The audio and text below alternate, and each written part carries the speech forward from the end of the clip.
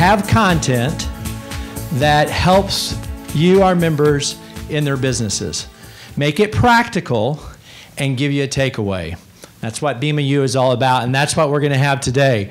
Thank you for being here, and welcome. Everybody speaks to audiences. You got an audience next door to you. We'll be at tabletops. Everybody's got audiences, and we've really got a treat today. Jody Cross is with us, and she's going to get you to look at audiences in a much different way. And let me give you a guarantee. Guarantee is if you promise to engage here over the next hour or so and you participate, I'm going to guarantee that your next few days will be totally different. So there's my guarantee. Hopefully, there's a huge, I don't even want to say how much money that's worth. So Jody Cross is from Kansas City, and a few years ago, which is a good thing, a few years ago, I met Jody and started talking to her about some speaking stuff and some coaching. And since that time, she's become a best-selling author. And you're going to get to have her book towards the end of the session. She also helped the BEMA staff a couple years ago preparing for a trade show. And what I really like about Jody is she's incredibly practical, like I said before, and she is definitely going to give you some takeaways. So please welcome Jody Cross.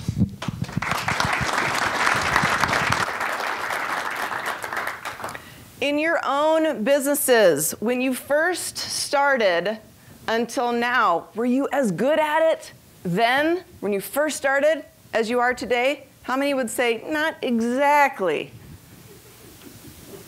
Okay, most. Okay, so there's some people that just started off as experts, first day, all good. We're going the wrong direction, folks. So what changed? How did you get better from the first start in your business or your role to today? Shout out your instincts. Learn something new every day. Learn something new every day. Mistakes. Mistakes.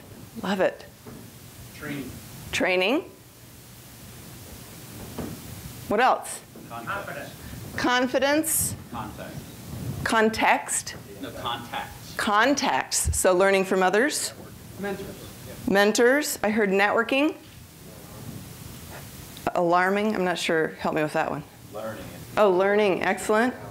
Learning can be alarming. Learning can be alarming. I'll try not to alarm you too much today.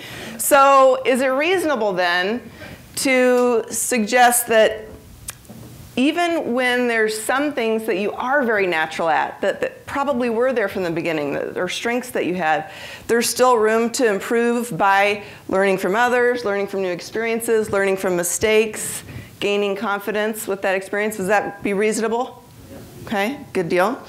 So as I understand it, you know, everyone's business is always changing, but you guys have businesses that are based on your customers' businesses, and theirs are based on a lot of things that we absolutely can't control, right? The weather, we got floods and drought in the same time period in California, for crying out loud. I used to live in San Diego, and it was, you know, the whole point of living there is average 72-degree temperature, right? You're not supposed to have extremes and go from droughts to floods there. But when those things do happen, that affects your customers, their businesses, and therefore all of you, right? And you don't know when those are coming. You don't know, well, of course we do this weekend. We know that I can't get home tomorrow to Kansas City, but that's okay. Often on the whole, we don't know what the weather's gonna do. We don't know what agriculture and land and crops are gonna do. So there's going to be change. Another thing that sounds like you guys are dealing with because of your customers dealing with it is increase in allergies, right? Nut allergies, wheat allergies. I was asking Gay some questions. She was really great, helping me with a lot of information to really tailor to you guys today. And it sounds like your bakers have to have a completely different line now for wheat bread versus white bread because of gluten allergies. I mean, these kind of things, who could have predicted that that would be this big a deal now, right? So you've had a lot of changes, and that's normal, and it's good. And part of your leadership is adapting with that. So I understand that some of you are actually third and fourth generation in your business, in your company. Is that correct? Okay. So I assume that is really not the same as when it started. But whether you've been forever in this industry or whether you bring in a fresh perspective, I imagine that you all have a vision. Would you agree with that for where you want your business to go? How many would agree? Okay, good. Vision is good. So in realizing that vision, you know that things are going to be changing because that's just how it goes. So in public speaking, what do you think is always changing? Yes, the audience is always changing. What drives me crazy, and I can tell you in 20-some years of being in the public speaking industry, the #1 mistake that people make when they're public speaking is doing the same speech every time. I've got my this topic speech, and I've got my this topic speech, and those are my 2 or 3 speeches that I do. Right? Right? Have you heard these speakers? Where, I mean, it's, you know, open up the can and pour it out. It's the same. You can tell they've done this exact same speech 100 times. And it doesn't mean you can't take value from it, but it's not the same, right? As when somebody really makes it about you. Is there a difference? How many times have you done this speech? I've never done this speech before. I mean, could you tell? Look at how much I'd already have to take out. Who's BEMA? What's baking? Right? You know, it's got to be something that you're doing for them and with them. That's the key. Because those audiences are always changing. Now, how many of you are arguing already in your heads with me? How many of you are going, no, I already know my audience. I speak to the same audiences all the time. I got it down. How many of you would say, I speak to the same audiences a lot? Okay, no one's really, because I said the word argue and nobody wants to be argumentative in the crowd.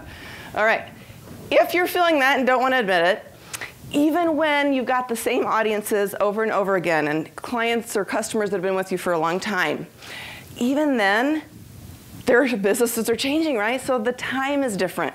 It's different from one day to the next, certainly 1 week to the next, month to the next, and obviously 1 year to the next. So when you're seeing people that you haven't seen or connected with for a while, you got to know what's timely for them. You got to know what's recent and what's current and what's important. So this idea that the audience is always changing is even when it's the same audience because of the timing. And just like you already treat your customers differently, do all your customers need exactly the same things from you? Of course not. Neither do audiences. But what happens is we go, well, I can adjust to her when I'm talking to him, and Jennifer when I'm talking to her, and Gay with a different approach for her. And we do that kind of normally and naturally. But when we go, wait a minute, how am I supposed to do that with all these different people? When you're public speaking, that's the catch. That's where people get stuck and they go, well, I got to just do what I want to say because I can do a little bit of, yeah, I mean, if they're accountants, they want numbers, and if they're life coaches, they want stories. But, you know, overall, how would I adjust and adapt to all of them at once? That's what we're going to do together today.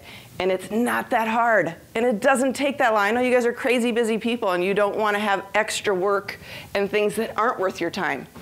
So if I tell you that it's going to be short, something you can do on your own, and very controllable and very valuable, if you're willing to try it, you will see how big a difference this can make. So either whether you have audiences that are large or small, either way, all the way down to 1 person at a time, still an audience, all of this still applies. So if your most important potential customer that you know you really want to work with boils down to the one decision maker, still an audience. Okay. How many of you would say you do what you would call public speaking on what you would call a regular basis? Okay, many of them. Anyone who did not have your hands up, you are probably still doing some public speaking the way I would categorize it. It does not have to be up on a stage. You don't have to have 8 million watt lights on you. Okay? It doesn't have to have a microphone. If you're running meetings, if you have a staff, which as I understand it, most people in here have a staff. Does anybody in here not have a staff, not have employees? Okay, so all leaders, right? Well, a few. Okay, that's good. You can still be leading even when you're not in a role that you have employees, right? You still have influence on people around you, okay? So when you talk to any of your current customers, your potential customers, it's still speaking when other people are listening. So whether your audience is thousands or 1 at a time, this is still going to apply. So you'll still be able to use what we're doing today. And what happens is you can go deeper than most people go. Most people do a little bit of audience. Most people know by now, yeah, I know, you're different with this audience and that audience, but they don't really know how to go to the depths with that. So what do? When you've got an audience that you know you're going to be speaking with, what do you want to find out about them? What their interests, what their hot points are. Interests, hot points, love it. What else? Will there be any good-looking girls there? Will there be any good-looking girls? How is that not first? Right? What else? Background. Their history, background. Problem.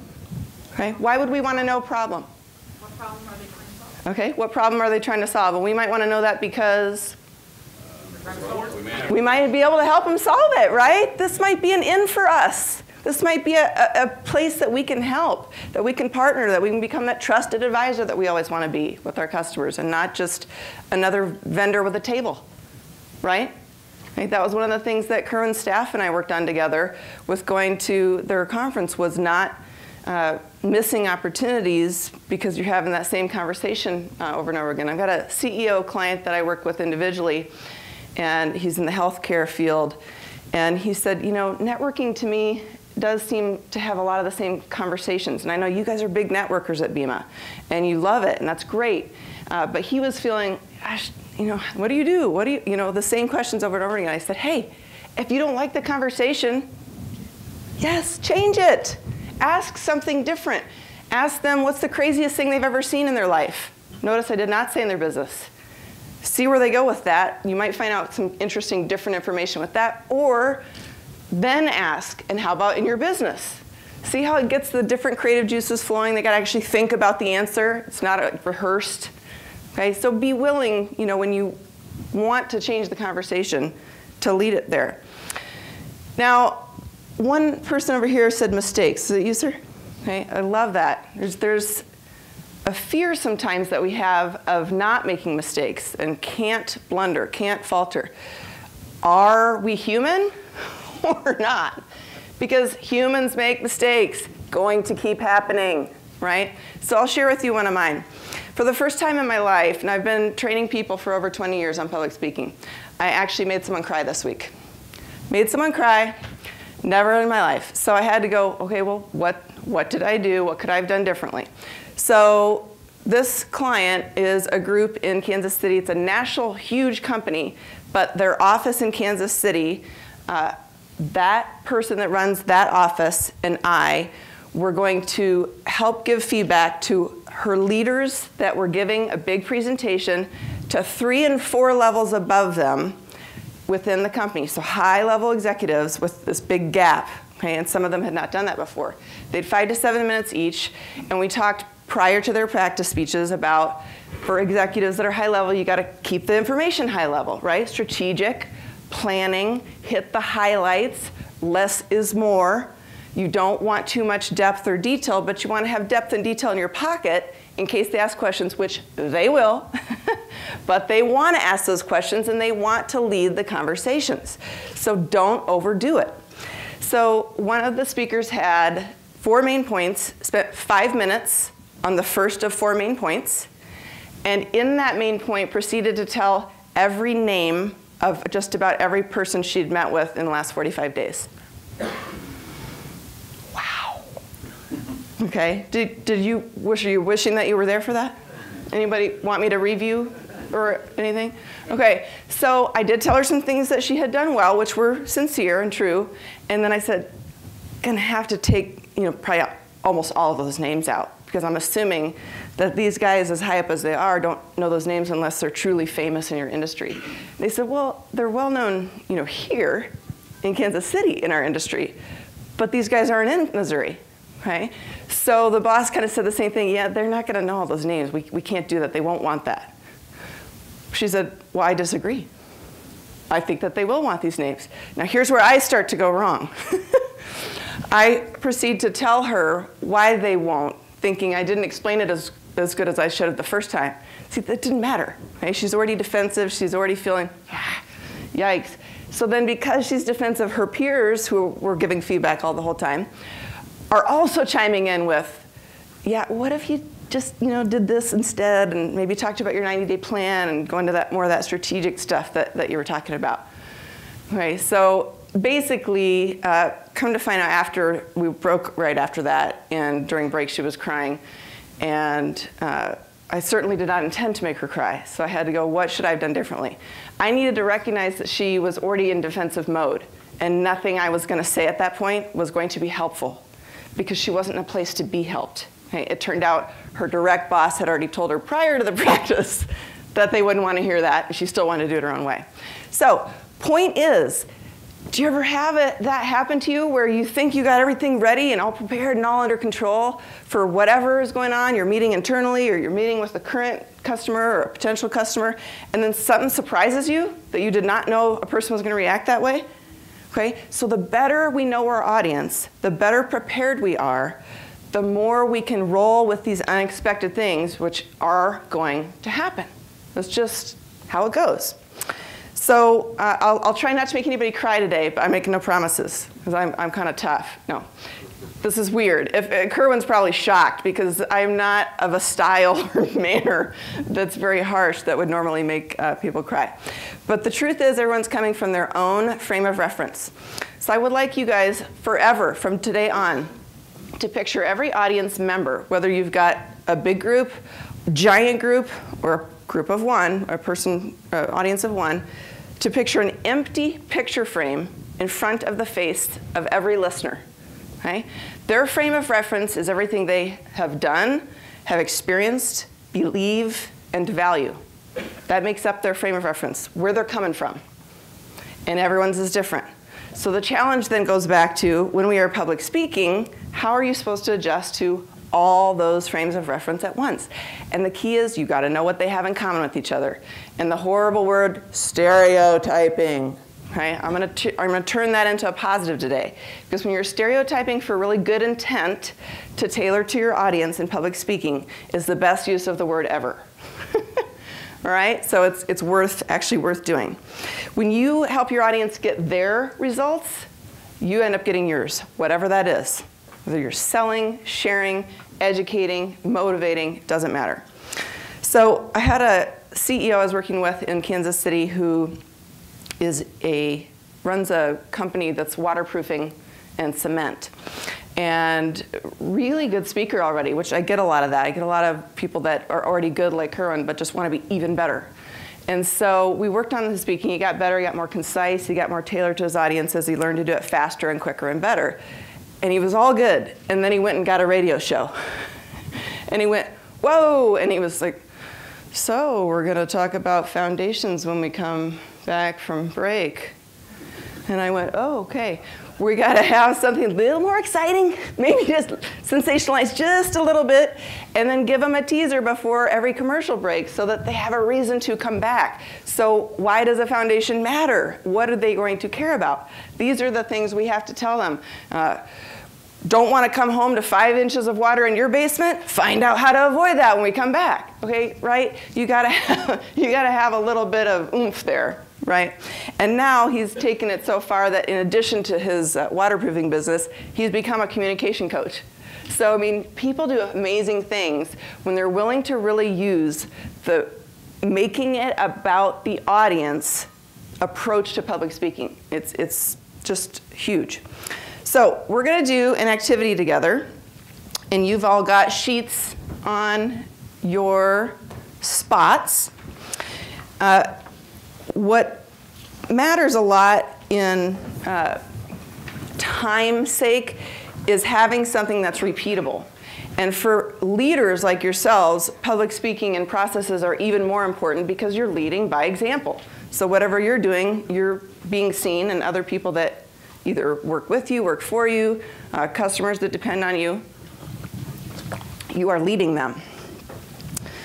So I'm going to have you choose one real audience that you know you will speak to and that you are specific about. And I want you to choose your most challenging one. So for some of you right now, that might be your own employees. That might be your most important audience right now. For some of you, it might be a current customer that you would like them to upgrade their equipment with you. Or it might be a potential customer that you're going to see at ASB in the next few days, right? That you know you want to connect with and see if you can continue furthering that relationship. Whatever it is, it's got to be one actual audience, not bakers or suppliers. It's got to be one actual baker. Which one? Okay? That matters, because what people tend to do is they just generalize, well, how is this baker different from this other one? That is a very different deal, and the more you make it about them, the more that connection will be there. This part that you're going to see in my book is that there are 3 pieces or parts to the process that is repeatable. Instead of repeating the same speech everywhere you go, I want you to start repeating the process of making it about your audience. The first part of that, you got to understand your audience, right, to do that. The second part of that we don't have time for, but you'll take with you in the book, is organizing for that particular audience, all the pieces from your head, organizing for them, and then delivering for them. But the part that we're focusing on today for our time's sake is that first piece of it. And in that piece, we've got 3 steps. So I want you to repeat this process every time you go to speak instead of repeating a canned content of speech. So number 1, you got to recognize your own characteristics. Number 2, you're going to actually analyze your audience. You're going to see that's faster than you think. And number 3, you're going to identify common bond areas between you and the audience and between or among audience members with themselves. So the first of these, you want to recognize your own characteristics. So everybody can go ahead and flip over one of your handouts, just use the back. I want you to jot down 7 to 10 one-word descriptors or very short phrase descriptors of yourself. And I want you to be really, I'm not going to collect these, right? So I want you to be really honest with yourself. Try to think of when you describe yourself, what you would say, when other people who know you really well, what they would describe you, what they would say, and get down 7 to 10 descriptors.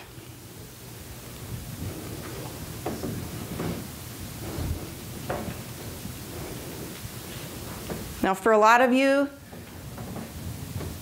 often these are going to be strengths in some situations, and in others, challenges. Right? Sometimes our most defining characteristics can be good or challenging, depending on the other people, the audience, and depending on the situation or the timing.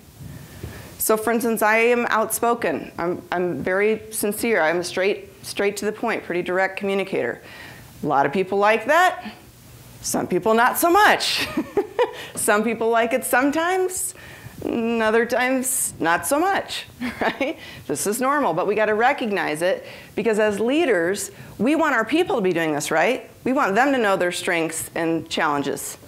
So we got to know ours, again, to be leading by example, and to know for our audiences. One thing I think that's great about trade associations like BEMA, where you're in the same industry, is even though some of you are competitors of each other, you're working together. And Gay was telling me that you guys really care. When there's something that needs to happen in the industry, you put your heads together and you go, how are we going to handle this? What are we going to do? And you do it together, and you support each other, and you get what needs to be done. That is great. That is a really cool team cooperation factor of being in an association like BEMA. So consider that when you're putting your list down. It might be something that, what drew you to this association, to be in BEMA? What drew you? What do you like? What do you value? So I'm going to need a volunteer from the audience who is willing to come up, not just right yet, but I just want you to be thinking about it. The list example sheet that already is filled in all the way to the bottom, that doesn't have any blanks on it. Look at that. And I'm going to have you look at the list on the left going down that says level number 1. And this was an actual real audience that I was helping a client prepare for. So on the left, level number 1, when they were jotting down, what I have people do is jot down what you know are things you can tell about that audience that you already know. So this one was involved. They were busy people. It was a group that would take a political stance. It was tight-knit. It was passionate.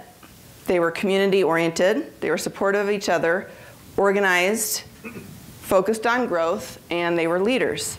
So what I want you guys to do on your sheet that is blank, on the left side where it says level number 1, your actual audience that you picked, I want you to jot down 7 to 10 things that you know about this audience.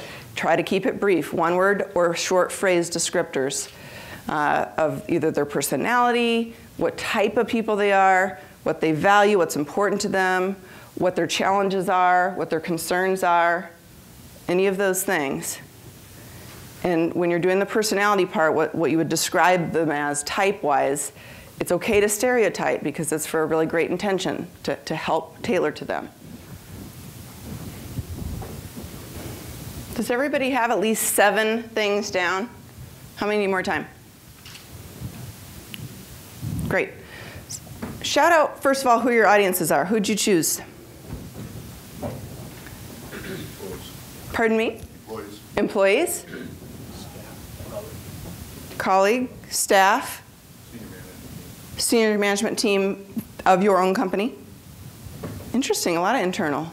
BEMA members. BEMA members, okay. So you're looking at them. You're looking at your audience right here, right? Okay, good. Board of directors. Board of directors. Church group. Church group, excellent. Specific customers. Okay, which customer? Is that an okay question for you to share out loud? As long as it's one actual customer. So what I don't want you to do is, I'm just going to target this one. So what I want you to do is make sure you picked one, even if you don't want to share it out loud, that's fine. But don't just put my customers, right? Which customer company, which baker, or which actual company. So for instance, one of the things I would want you to look at outside of today is, people go to websites if there's a new player in the game. I know you know a lot of the players in your industry because they've been around a while, but if there were a new baker in town, right? New website, never seen it before. People look for the wrong things on a website. They go, what do they make? What do they do? That is not the first most important question, surprisingly. It's actually, who are they and what are they about? So anything they put on their homepage, they care about. Anything they've got in mission, vision, or values, that's where it stands out as different. They're not going to have exactly the same mission statement as someone whose products are exactly the same as them. They bake exactly the same things, but their mission statement's going to be different. Okay? Because it doesn't only come from up here, it comes from here. Is that fair enough? Right? Okay. So that's why you got to pick one actual customer. Now, when you put down ideas for them, how many people did pick a potential customer? Okay, excellent. How many picked a current customer of yours? Okay, excellent. Would it be possible for you to shout out current customers since that's not private? Anyone does feel comfortable shouting that out? Have we entered into the FBI secrecy zone of the meeting? Okay, all right. Here, this is going online, folks. So what I'm picturing is when I bring up a volunteer, I would like it to be one that the audience is from the baking industry in the sense that all of you might talk to a similar company in the baking industry, but maybe we've got some confidentiality stuff that we don't want to go there. So I'll see how that part goes. All right. So what you're going to do next is you're going to go to, now look at the one that I've already filled in with the actual words on it. Look at the level 2. If we know the level 1 list of words and descriptors, then we go, what might we also know about them? And from the top, going left to right with level 1 and level 2, we're going to go to another level of depth. Okay? So if we know they're involved, they must care about it, or they wouldn't bother to be involved. If they're busy, we know they have limited time. If they're political, they probably have agendas that we might not always see on the surface that might be affecting how they hear our information. If they're tight-knit, they already probably know a lot of others, have a lot of contacts. Passionate, it will show in their energy, right? You see how this goes. So now you take on your own list, and I want you, from the left, level number 1, take at least 3 of those words that you said you already knew about your audience and go, if I know this, what else do I probably also know about this audience? So you're making a second level of depth. Take at least 3 words from the first level and think of other, and I know it seems like wordsmithing, which sounds petty, but this will help you, and I'll tell you why. It gives us more options with which to work.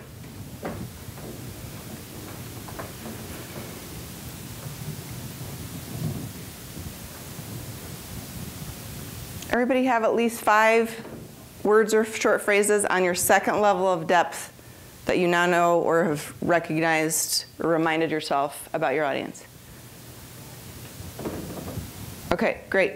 So going back to the example sheet with my words all filled in, we take the level number 2 words and we go to 1 more level of depth. Why? Well, don't we have enough by now? Because the better you understand your audience and where they are right now and what's going on for them, it gives you a more complete picture of their perspective. Even if this is all you did and you never picked up the book and you never did the rest of the process and organized your information for them or figured out how to deliver in their terms and language, you still, from doing this one activity, will do more to tailor to them naturally than almost any other speaker they see, other than the rest of the people in this room who've had the same training. But you're going to stand out from other speakers every time you speak if you are willing to put a tiny bit of time in to do this, because you'll answer questions toward them with their perspective in mind. You'll automatically pick the pieces out that they would care about, examples they would relate to. So on my level of number 2 of depth, if they care about things, they probably have some compassion.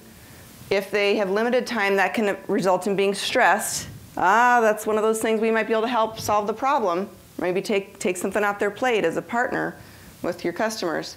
If they have agendas, although we don't always know what they are, they're probably accomplished. People that are trying always to be strategic tend to have a lot of accomplishments. If they know a lot of other people, they're probably loyal. If they're energetic, they're probably confident. So again, you see where we're going with this. So now just another minute, take and go from your second level of depth that you know about your audience, pick at least 3 of those words, and try to think of at least 1 more word for each, maybe a couple for each. If I know this about them, what else do I probably know? And go to that 3rd level of depth.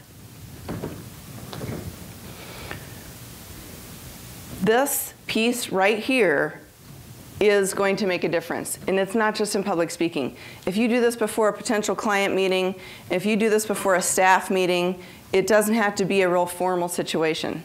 Imagine when you adapt to an entire room and you get better at the public speaking part, how much better your one-on-one communication gets. Because man, now when your audience is 1 at a time, it's really fast and easy to get in their head and come from their perspective, right? So I need a few volunteers so I can kind of pick from the audiences. A few people who's willing to come up and do your list sheet with me in front of everybody. So it can't be confidential. If it's a confidential one that you picked, then don't volunteer. Who's brave? Who's willing? Okay, sir, what's your audience? Excuse me? Who is your audience? It's a customer. His name is Joe. Okay, specific customer. Is it a baker? Yes. Okay, perfect. Come on up. Awesome. Yeah, give Joe a hand. Yeah. Woo. Trying to get it going good.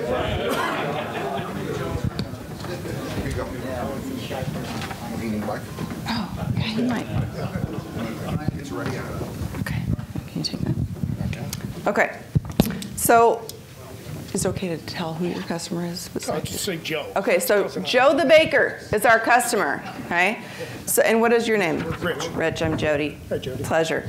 So thank you for coming up, Rich. Rich has picked Joe the baker, who's a customer. And Rich, share with us what the words are on your first level of depth. Passionate, busy, intensive, demanding, thoughtful, dedicated, and personable.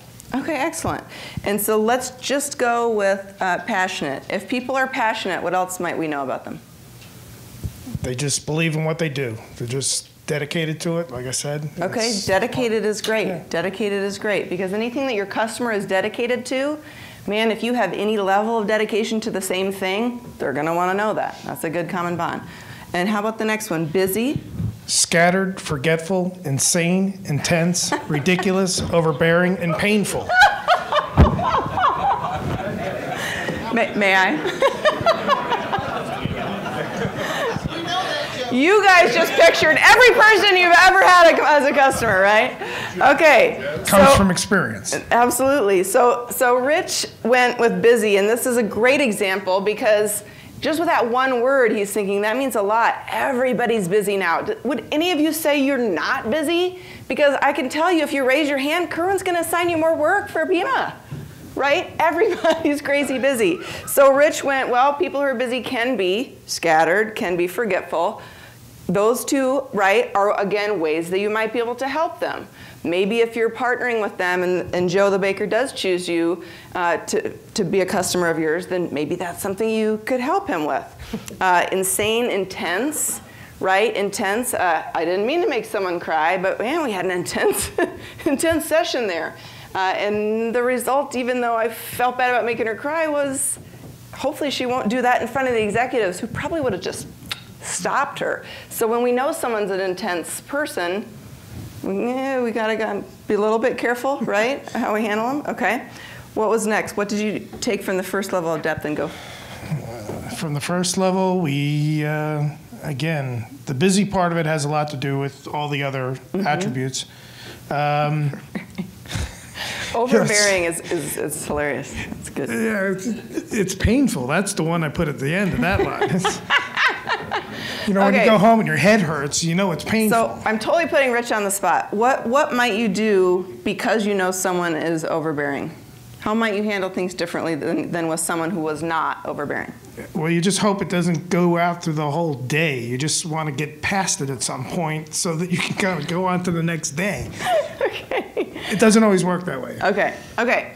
So let's try this. How many of you, don't have to name names, but how many of you would say you have had at some point or do now have a customer who can be overbearing? How many? If you don't, you're lying. Rich, you're not alone. You are lying if you don't. Okay, Rich, you're not alone. So instead of saying, hey, Joe the baker, you're kind of overbearing. How could I help you with that? Instead of that, let's frame it differently, right? And let's go, hey, you know, you've got a really high quality standard. You seem to know exactly what you want, and you like things to be just so. And that's impressive, because that means you're putting out a certain kind of quality for your customers. So how can I help you do that more quickly, do that more easily, do that more certainly?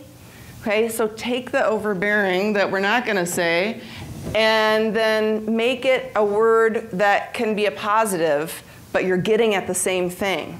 Does that make sense?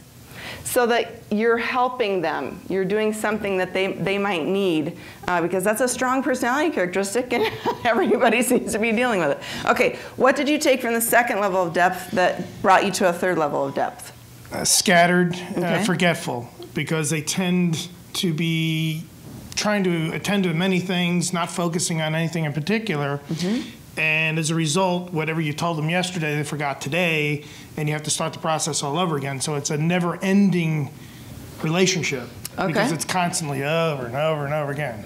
Okay. Again, if you haven't experienced it, I don't think you're part of this industry. Okay, so many of you probably already do this, but just to kind of cover your own, right? When you're finding that that's happening with a customer or potential customer, great time for a quick follow-up email. Just here are the highlights that I got from our meeting. If there's anything you got from our meeting that I should be aware of, let me know. And that way, at least it's concrete for them. Maybe they'll read it, maybe they won't, but at least there's something that you've done all you can do. You can put it in writing. It still doesn't matter. Doesn't matter. Tell us what you had on the third level. Ambitious, stressed, confident, and overloaded. Ambitious, stressed, confident, and overloaded. Okay, well, anytime you have stress, which pretty much anybody that's busy, that's going to be one of them, that's often a gap that you can help fill, or, place that you can. Overloaded, again, another one. Ambitious is good because that means they want to do more and they might need your help to do so. Does that seem Oh yeah, that's like true. Okay, so now when you guys did your own characteristics, okay, the second part was analyzing the audience. Now our last piece is going to be identifying the pieces that we have in common with our audience and that they have in common with each other. So, Rich, if you were to circle, oh, you did on the other Did side? already. Okay. Well, no, I've got both. But Okay, so Rich is already, he's ahead of the game, he's an overachiever. So I want you, if you didn't already, circle the top 5 to 7 things, looking at all 3 levels of depth, that you have in common with this particular audience. And Rich, what were yours? passionate, busy, dedicated, intense, ambitious, confident, and overloaded. Okay, so Rich might say to this particular Joe the Baker customer, I noticed that you're really dedicated because, and you got to have why you think that, and it's got to be specific enough to be sincere, right? Not just, you're awesome, right? And just no follow-up to that. So I want to make sure that you understand how we help our customers with our dedication, because that's something that I value as well. So that's something you can play with. Overloaded, it looks like you're doing so much fantastic things in your business that you get overloaded. I know I do as well. So is there an area that we could help you not be so overloaded? It's just Yeah, if you didn't have to deal with him every day. I mean, it's part of the overload. Part of the overload, okay. So does this seem, though, like even though you probably already knew Joe to a degree, that this has made you focus in certain areas that you could actually use in a meeting with him? Yes, for the most part, but there's just another facet of what shows up on a daily basis. Mm-hmm. So whatever you would go in thinking, that doesn't necessarily apply, and you start all over again. Because again, it comes back to that forgetfulness, the scattered part of it, because you go in with the resolve on one issue and then something else comes out of the blue. So you just never know where to focus yourself because it's always changing. Okay, well, always changing, definitely part of the game. Well, it looks like, to me, you do have some things that, you can only control what you can do, right? So we can't control what they're going to do, but we want to lead them to where we want them to go as much as possible. So these will usually help you, even if you feel like, yes, only works to a degree because everything keeps changing. Oh my goodness, thank you so much, Rich. It was wonderful. I'll take the mic. Very good. Yes. Oh wait. Give me a book. I got one. I know. I'm going to give Rich an extra, and he can gift it to Joe the Baker or whoever. Yes. Yes. Almost every one of the attributes on his first level were positive. Almost every one on the second level, actually everyone, was kind of a negative attribute. Is that typical? That is a great question. It depends on the list maker. So when we focus on the positive first, because we're used to thinking of customers as a good thing, of course, right? So when we're really honest with each other or ourselves, then we go, well, but this isn't all good, because they can be scattered, and then that can mean they are forgetful, and that can mean that, I gotta restart the wheel again, going around and around forever. So it can be really important to realize the negative, though, because just like our own list of strengths or characteristics, they're not gonna always be positive for every person at every time. So it's good either way, whether it comes out at first or you got to go to the depth to get it. That just says another reason to go to the depths, because we got to know the negative as well, because sometimes it's the negative that we can help them with overloaded, it's one of the things. So Rich, if you could have seen his sheet, he had about 3 things circled on the first level of depth, 1 or 2 on the second level of depth, and like 3 things on the third level of depth. So he would only have had a few things in common with them if he was just stopped at that first list. But because we went to second and third level of depth, he had more things that were obviously in common with them, and more places he might be able to work with them, and more gaps that he might be able to fill. So that is another value. But definitely the negative matters. I get a lot of clients who are working with people that they say, oh, they've got egos. I've got a client who is a lawyer who is speaking to other lawyers, and she goes, well, I'm one of them, but lawyers got egos. And I said, that's okay, because ego means that they're really proud of something. What are they particularly proud of? Well, they're proud of their reputation. What is their reputation? Okay, so that knowing that is something that we can appeal to. That pride in their organization, or that pride in their people, or that pride in their quality is something we can help them either get or continue to get or improve, right? So there's nothing in there that's going to be not helpful for us to know. Is that fair enough? Okay. But great point that sometimes we don't get to the negative right away because it's not where we're used to focusing with talking about our customers. One thing that I do want you to realize is even if you don't have some of those things in common with your audience, it's possible that they still have some pretty big things in common with each other, and you don't always want to skip over those. So I had a client who owned a healthcare company, and she was going to speak to the firefighters of Kansas City. So she, that's a very different audience from what she does with health products. And even though she didn't have it in common with them, one thing that obviously firefighters have in common with each other is they are putting their actual lives on the line for us. That's their version of customer service, right? And that means they're relying on each other as teammates in life or death situations. Now, as far as I know, most of us in here, we rely on our teammates, but not for life and death situations usually. I mean, maybe not never, but not usually. Is that right? Okay. So, well, it depends. I figured there'd be something. But what happened was she saw this, and I said, you've got to still acknowledge that because it's such a part of their identity, even though you don't have it in common with them. I gave her some wording. She did a way better job with her own wording than I had given her. She said something to the effect of, you are actually saving lives and you are actually relying on each other as teammates to protect each other's lives. And she said, while I'm not doing anything even close to that dramatic, I am gradually and indirectly trying to save lives through increasing people's health. So she gave a really good tie-in, even though originally it looked like something they didn't have in common. So you just never know until you do this what is going to be important to them and what you might be able to latch onto that is going to be a big deal for them. Now, it sounds like from the different audiences that you guys have, customers concern-wise, we talked about kind of the weather changes, increase in allergies. You've got always safety and sanitation that might be issues that one or more of your customers are more concerned with at times than others.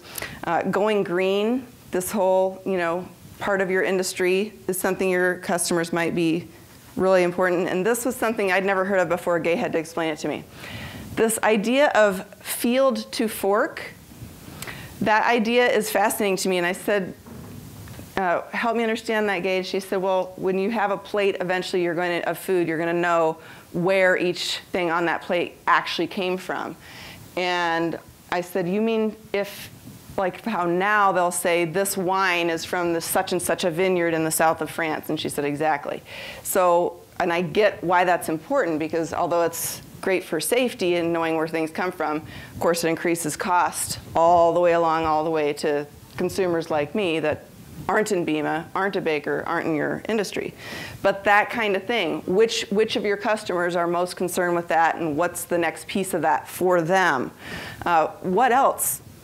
What are a couple other things that in general your customers, that they're concerned with right now? Labor. Labor. And why is that a current concern? that causes raising of labor more than usual. Okay? Do sanitation regulations? Sanitation regulations. What's that? Government regulations. Government regulations. So with the labor and cost, the health care, okay? I mean, in the whole country, in every industry, really, anyone that employs others, right, is dealing with that. Training. Okay, excellent. Very good. That's another thing that Kerwin mentioned to me today, that this new piece, Learn to Train, that you guys are doing, this is so great. I can't tell you how many people I work with that are technical, so they have to be the ones to train people to use your equipment, but they're not natural trainers, right? They're naturally technical. And often those two things are not qualities that are in the same person. So that's fantastic that you guys have taken the initiative with BEMA to say, let's train them and let's train them right so that they continue our quality all the way to teaching our customers how to use our products and what we're doing for them. So you guys can see how this is something you can use everywhere, right? It doesn't have to be a formal public speech. It could be a staff meeting. Conflict resolution is a big place to use this. So if you have some, I noticed a lot of you when I first asked who your audiences were that you had chosen staff or employees or something internal, board of directors. So when they're at conflict, which, I mean, always is, right? Doesn't matter how well you handle things, it's just like the changing of the weather. Things are going to change, things are going to occur. The key with conflict resolution, same thing. All about the audience. Where is the other person coming from? If you go into the interaction with what their perspective already is, a lot less arguing in non-productive parts of the conflict and a lot more effective, productive pieces and outcomes of the conflict. Listening, same thing. How do you listen? Well, if you try to be a good listener in your own way, then it just depends on who's talking. They might want a different kind of listener than you do. So all about the audience. I mean, there isn't a communication topic that has anything that leaders have to do that this doesn't work for. So the more you go into any communication interaction with the audience's perspective in your mind, the better you will be, the more effective, the more connected, the more results-oriented for them, and therefore the more results-oriented for you. And it doesn't matter if there's thousands in the audience or one at a time. Does that make sense how this goes everywhere? Okay. What I want you to do, my challenge to you, is to take the books, because the next step is, now that I know all this about my audience and I've refreshed my mind and brought everything to the forefront of what they're about and what's going on for them and what's important, now how do I use that information to organize a speech or a potential customer meeting, but whatever it is, right? Because you all, most of you have lots of years of experience in your business, and you can't take all those years and all that knowledge and put it into one little speech or one little meeting without overloading and giving too much information that, right, can go past people quickly. So what the point then isn't to talk about what you want. The point is to pull out the right pieces from your knowledge, from your experience that this particular audience cares about the most, will relate to, can actually use when they leave, right? Notice, I didn't just have you listen to me talk about audiences, I had you put down one of your own. There's no chance that anyone leaves and doesn't know how to apply this because you already did. You already applied this to one of your most important audiences. It's great when you're meeting with any audience that you chose to have them jot down some of their own whatever, challenges, frustrations, things they're excited about, because if they've done it on their own and it's them, then you've already tailored to them. You've included them in what you're doing instead of just talking at where people feel like you're kind of trying to sell, okay? So be willing to use this. You got the best week in baking right here. So be willing to use this and make it even better than it would have been already by thinking, oh, I want to talk to so-and-so. Now, where are they coming from? And just do a quick in your head tick off of what you know about them and what else that might tell you. Now, organization-wise, couple quick tips, but I do want you to use the book to finish the process because that will help you And it doesn't take that much more time. You'll get faster at what we did today, and you'll be able to do that in 10 minutes. And you'll be able to do the organization piece in 10 minutes, and you'll be able to practice your delivery in 10 minutes, even if you got an hour speech, because you can do kind of an overview. And so we're not talking about days upon days of preparation to put this process into place when you're doing a speech. It can be very quick, and the more you do it, the faster you'll be at it. But a couple tips: when you've written a speech for an audience, and whatever your main points that you're hitting on are, each of those main points should have one phrase, sentence, or example that you would have to change with a different audience. So when I did a couple keynote speeches in this past year, I used different wording and different terminology, where BEMA has things going on like food to fork, and things, or field to fork, things that are about you guys, right? So you need to have at least one for every main point that you'd have to change with a different audience. If you haven't done that, you have not tailored enough to that audience. Okay? And that's the kind of thing that makes them feel when they leave, wow, that was really for me. They really tailored that to us.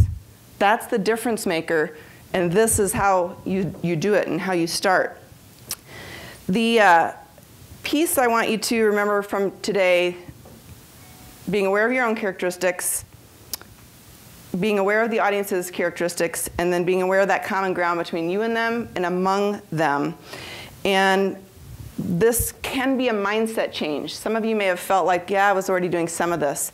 But when you have a mindset change, you guys can start talking about this. Now that you've all done it together at BEMA, start calling each other on it. Well, did you make it about your audience? Remember, make it all about the audience. And it can be something that you change the culture. Make it a part of what you're doing, not only at BEMA, but in each of your own organizations, you know, with your staff, with your employees, with your customers. Ask your customers, are we tailoring enough to you? It's a great question to get feedback, especially from your current ones that could help you with your potential ones. So at the beginning, we talked about the idea that from your start of your business to now, you've gotten better. Okay? I assume that whatever vision all of you have for where your company is going and your business is going and your role in it is going, that you want to get even better from where you are now, just like you've gotten better already from where you started. This is one of the best tools you can use if you're willing to do so.